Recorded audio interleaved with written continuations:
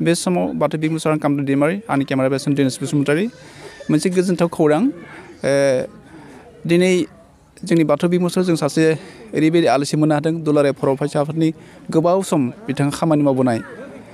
बोसोनगिरिजों लोगोसे दुलाराय फरायसानि जाबायदि खामानि मावबोदों बेखौ हयथ' बर' रायजोफ्रा बुंनो गोनां गैया बिथांखौ बयबो सिनायगौ बिथाङा बर' हारिनि थाखाय गोबां बिहोमा दं बिथांनि दिनै गोथार जुलि क'क्राझार जिल्लानि सोहोराव थानाय मनेस्वर दैमारि होननानै बुंब्ला हयथ' बयबो मिथिगौ आरो बिथां दिनै जर्जिनि गाबोननि सानाव बिथांनि जर्जि जागोन आरो जर्जिनि गासै बाथ्राखौ रोखायै मिथिनो थाखाय बे समाव जों मनेस्वर दैमारि आदा बिथांखौ लोगो हमदों गिबियाव नोंथांखौ खुलुमनाय थाबाय खुलुमबाय बाथौ बिबुंसार नोंथांमोननिसिम आंनि गोसो गोरबोनि गाहाम हामलायनायखौ जासिग्रोदों आरो नोंथांनि चेनेलनि थ्रुयैनो बिटिआरनि बा अखमनि गासैबो रायजो राजाखौ आङो गाहाम हामलायनाय जासिदों गाबोन जिहेतुके नोंथांनि गोथार जरजुलि जानो फैगासिनो दङ आरो नोंथाङा गोबां सान बर' हारिनि थाखाय बर' फरायसानि थाखाय बर' रायजोनि थाखाय खामानि मावबोनाय सासे गागि सुबुं होननानै बुङोब्ला हयथ' गोरोन्थि जानाय नङा नाथाय जोबोद गोजोनथाव बाथ्रा नोंथांनि बुब्लियाव गाबोननि बुब्लियाव नोंथांनि जिथु जरजुलि नोंथांनि जिउआव बयनिख्रुइ गोजोनथाव बुब्लि होननानै बुङोब्ला गाबोननि सानखौ हयथ' नोंथाङा बुंगोन गाबोननि साननि गेजेराव जरजुलि जानायनि बे बुब्लिखौ नोंथाङा मा बुंनो नागिरदों नोंथांनि चेनेलनि थ्रुयै बयनोबो आङो फोरमायनो नाजादों दि जिहेतु नोंथांमोना बयबो आंखौ नुबोदों बा मिथिदों आङो दुलाराय बर' फरायसा आफादाव खमसे खम 22 बोसोर खामानि मावबोदोंमोन बेवहाय नोंथांमोना निसय मिथिगौ इउजि ब्रह्मनि समाव 4 बोसोर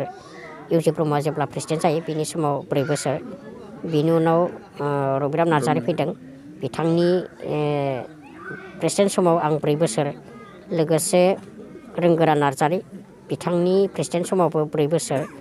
प्रमद बर' बिथाङा जेब्ला प्रेसिडेन्ट जाजेनदों बिथाङा खमसे खम 10 बोसोर 10 बोसोर बर' हारिखौ सामलायबोदोंमोन प्रेसिडेन्टशिपखौ लानानै दा बे हिसाबैनो आं बयजोंबो इउजि ब्रह्मनिफ्राय लाजेननानै माने प्रमद बर'सिम गासै 22 बोसोर बा 22 बोसोर आं बर' हारिनि जि एबसुआ जि बर' हारिनि सोमोन्दै खामानि मावो बे गासैयावबो आङो जड़ित थानानै खामानिखौ मावबोबाय थादोंमोन दा नोंथांनि जि सोंनाय जिहेतु बयनिबो अननाय बयनिबो मददजों आंनि जि गोथार जुलि बे गोथार जुलिया गाबोन जानो थांगासिनो दङ 24 जानुवारि समबार जानो थांगासिनो दङ नोंथांमोना निसय मिथिदों जानो हागौ जि दिनै फुंनि 8 रिंगायावनो आंनि गामिनिफ्राय बा खारगावनिफ्राय आरो आंनि जोनोम गामि फुख्रिपार बाक्सा डिस्ट्रिक्ट गरेस्वर फुख्रिपारनिफ्राय गासै 100 सुबुङा तामुलपुरनि मोदाय गामि होननाय गामिनि सम्पा बर'खौ लायनो थाखाय थांनानै दंहैयो बिथांमोना दा मोनानि 8 रिंगायाव सफैगोन आरो गाबोन फुंनि 9 रिंगायाव बाथौ जिहेतु बर' हारिया जोंनि गुदि बाथौ बे बाथौ हिसाबै बाथौनि जि नेम नितिफोर दङ बे नेम नितिजों आं हाबाखौ खालामनो थाखाय रेडि जागासिनो दङ बाथौ थानसालि लुबाय आङो बेबायदिनो बाथौनि जे नेम निति बे नेम निति खालामग्रा बाथौनि गासैबो सोद्रोमाफोरजों सावरायनानै आङो थिग खालामदों आरो बे हाबाया आंनि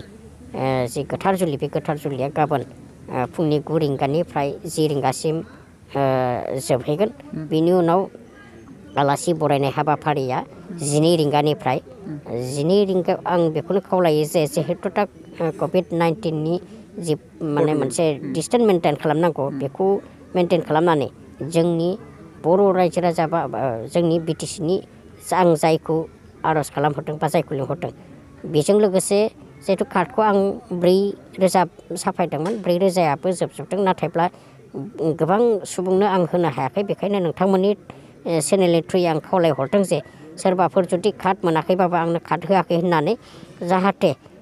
थायालासिनो आंनि जि गोथार जुलिनि जि बरायनाय हाबाफारि बे बरायनाय हाबाफारियाव नुजाफैनानै आंखौ बोर सारस्रिफैयो आंनि इयुननि रायजो जानायाव जाहाथे मदद जालाङो बेनि थाखाय आङो बयखौबो गुरैयै खावलायहरदों। नोंथांनि गाबोन जितु जर जुलि जानो फैगासिनो दङ बे जर जुलिनि हाबाफारियावहाय आसामनि गाहाय मन्त्रि डक्टर हेमन्त बिश्व शर्मा, बिटिआरनि चिफ प्रमद बर', लोगोसे आसाम बिधान सभा आयेन आफादनि बुंथिगिरि बिश्वजित दैमारि बिथांमोना फैनायनि बाथ्रा दं। बे बेलायाव नोंथाङा मा बुंनो नागिरदों? नंगौ, आङो मैया खौरां मोननाय बायदिब्ला जिहेथु जोंनि जि बिटिआरनि चिफ मानगोनां प्रमद बर' बिथाङा फ्राय नायफैबाय थादों आंनि हाबानि खामानिफ्रा मा मा जादों जायाखै।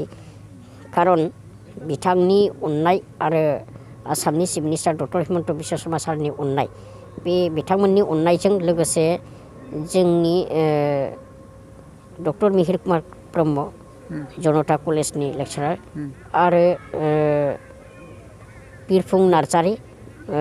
बड'लेण्ड इउनिभार्सिटिनि डेपुटि रेजिस्ट्रार बिथांमोननि अननायाव आंनि जि गोथार जुलि बे जानो थांगासिनो दङ। बेखायनो आंखौ बोर सारस्रिनो थाखाय गाबोन आसामनि chief minister doctor Hemant Biswa Sharma सारजों लोगोसे आसामनि स्पिकार बा बुंथिगिरि बिथाङाबो सफैगोनखौ आंनो रोखा खौरां मोननाय जादों। आरो नोंथांमोना नुदों जिहेतु चिफ मिनिस्टार फैयोब्ला गोबां आयेननि हाबाफारिफोर थायो। बे हिसाबै मैया डिसि बायद'जोंबो सावरायनाय जादों। दिनै एडिसनेल एसपि बिथाङाबो नायगिदिंफैबाय आरो नायगिदिंफैनानै बिथाङा बबेयावहाय बोरै बोरै सिकिउरिटिफोरखौ दोनगोन बिदि खालामनाय जादों। अब्लाबो आं बिथांमोनखौ गुरैयै खावलायहरदों जिहेतु हाबानि थाखाय बयबो रायजो राजा फैगोन, बेखायनो गोबांथार सिकिउरिटिखौ टाइट खालामालासिनो ओरै हाब ओरै थां ओरै माबा खालामालासिनो जाहाथे एसेब्लाबो माबा खालामो, नर्मेल खालामो, बेखौ आं सावरायहरदों। खारन गाबोननि समा गोथार जुलि आरो गोथार जुलियाव बयबो आंखौ बोर सारस्रिनो फैगोन। बेखायनो बयबो जाहाथे आंखौ बोर सारस्रिनायजों लोगोसे बिथांमोनखौ जा आङो एसे साहा पानि बा जानाय जि होयो बेखौ मोजाङैनो जानानै थांनो हायो, बेनि थाखाय आं खावलायदों। नोंथाङा जिहेतुके बे जर जुलिनि गेजेरजों जिखिनि नोंथाङा 4,000 कार्ड साफायदों, बेनि अनगायैबो जाय कार्ड मोना बिथांमोनखौ खावलायदों नोंथाङा। आरो नोंथाङा बे जर जुलिनि गेजेरजों जोंनि दि कभिड प्रट'कलनि गेजेरावबो नोंथाङा हाबा जानो थांगासिनो दङ आरो बे हाबाया जानायनि थाखाय अलरेडि नोंथाङा गासै बिथिङाव रोखा जाजोब्बाय, आलासिबो लिंखानाय जाबाय। नोंथाङा रायजो राजाखौ बे हाबानि गेजेरजों माबायदि खावलायनो सानदों?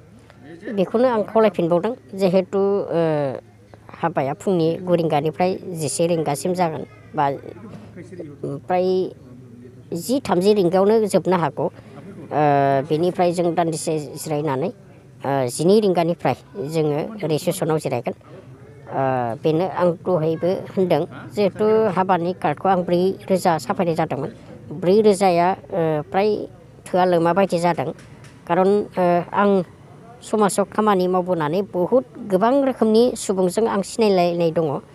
बेखायनो गासैखौबो हाजोबाखिसै आङो कार्डखौ होनो। ओमफ्राय बिराद सुंद'नि गेजेरावनो खामानिफोरखौ मावनायखाय हास्लाबा जादों। अब्लाबो नोंथांमोननि जि चेनेल, बे चेनेलनि थ्रुयैनो आङो बयबो सुबुंखौनो रायजो राजा नोंथांमोनखौ आं गुरै खावलायदों जे आंनि हाबायाव दान्दिसेब्लाबो नुजाथिफैनानै आंखौ बोर सारस्रिफैयो आरो जा एसे जानाय होयो बेखौनो जानानै गोजोननानै थाङो, बेखौनो आं खावलायदों। Thank you sir.